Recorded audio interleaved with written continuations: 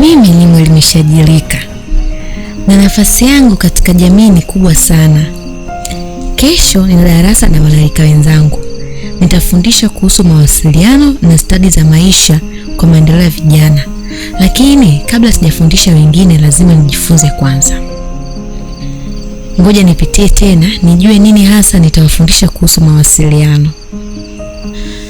Sura hii imesheheni mbinu na stadi mbalimbali kwa mwelimishaji rika zitakazosaidia wanarika kukabiliana na changamoto zao. Changamoto kama mimba za utotoni, magonjwa ya ngono, ndoa za utotoni. Kwa kweli, mawasiliano yanaweza kuokoa maisha. Lakini mawasiliano ni nini hasa? Mawasiliano ni mtiririko wa ujumbe kutoka kwa anayetuma kwenda kwa anayepokea. Kwa hiyo sio kuongea tu, ni kuelewana. Habari ni taarifa. Elimu hubadili tabia. Kesho nitauliza kwanza swali. Je, mawasiliano yanaweza kubadilisha maisha ya kijana? Halafu nitaeleza aina za mawasiliano. Mawasiliano ya ana kwa ana, mawasiliano kupitia vyombo vya habari na mawasiliano binafsi. Lakini muhimu zaidi nitawafundisha kusikiliza, kwa sababu mara nyingi vijana wanahitaji kusikilizwa kuliko kuhubiriwa. Lakini pia lazima niwaeleze ukweli.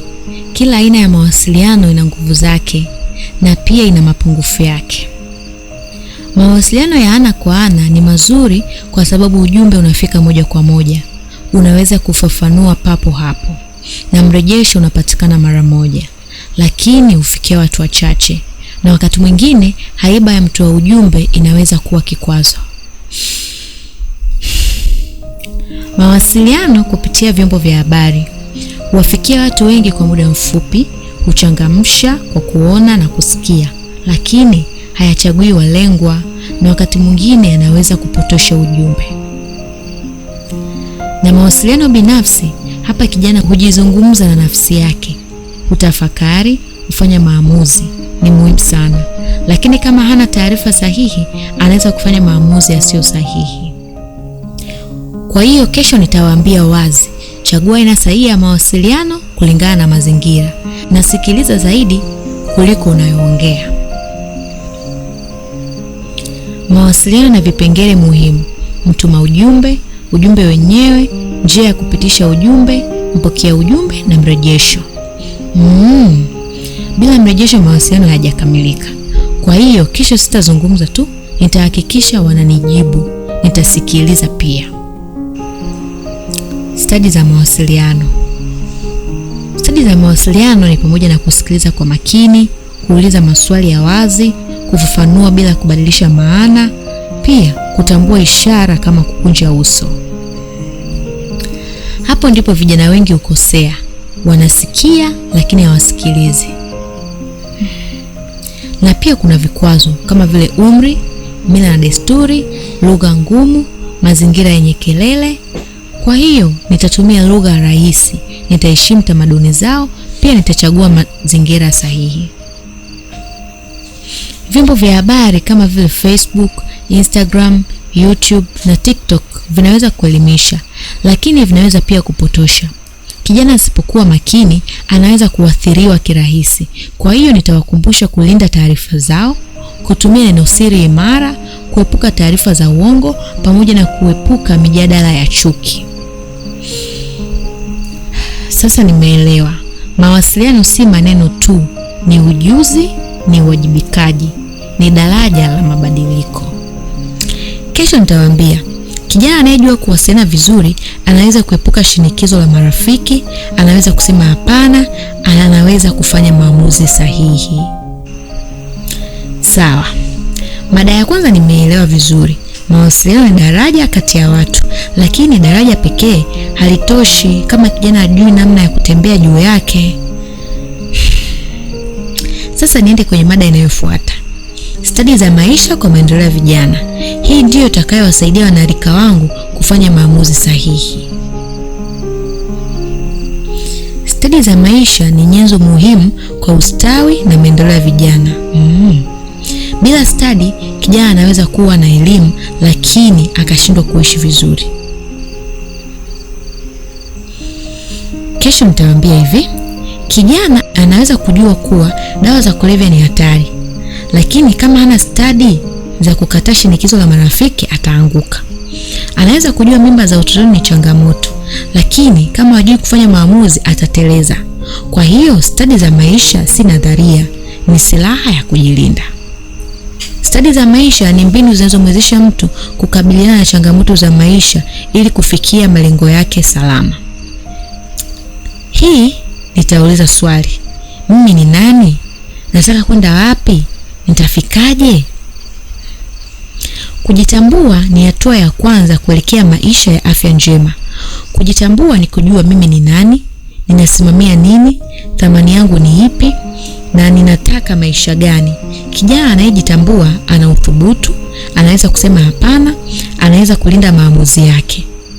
Nitawakumbusha wasichana, msichana anayejitambua hata danganywa kwa zawadi, hata kubali mimba isiyotarajiwa iharibu ndoto zake.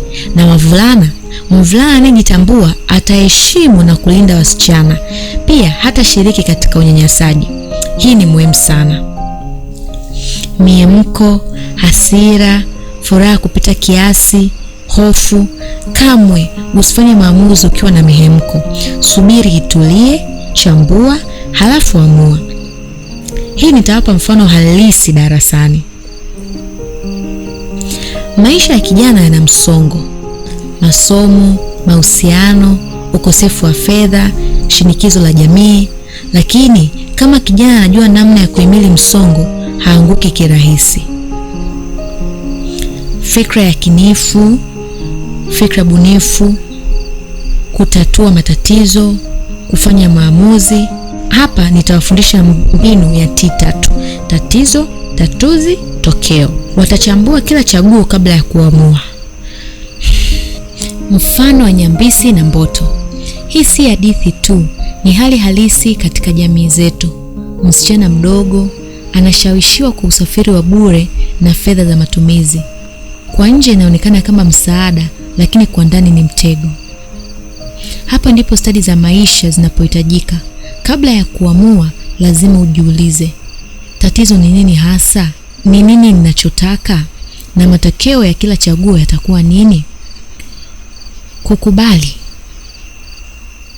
Anaweza kupata usafiri wa bure, lakini anaweka afya yake hatarini.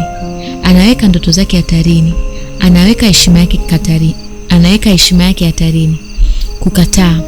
Anaweza kukosa msaada wa muda mfupi, lakini analinda maisha yake ya muda mrefu. Na hapo ndipo kijana anatakiwa kujithamini, kujua kuwa thamani yake si sawa na fedha, zawadi wala usafiri wa bure. Na kama ana uthubutu, ataweza kusema hapana bila kutetereka. Stadi si kusikia tu kanuni, ni kujifunza, kuchambua, kutafakari na kubeba matokeo ya maamuzi yako. Mahusiano bora yanahitaji heshima, wajibu, uelewa, mipaka. Pia mawasiliano ni daraja.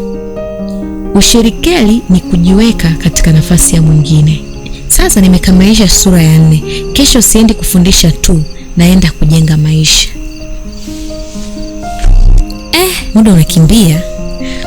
Ngoja nirudishe vitabu ndani, kisha niende mtoni nikafate samaki, niende sokoni, maana ndio muda wa kupata wateja.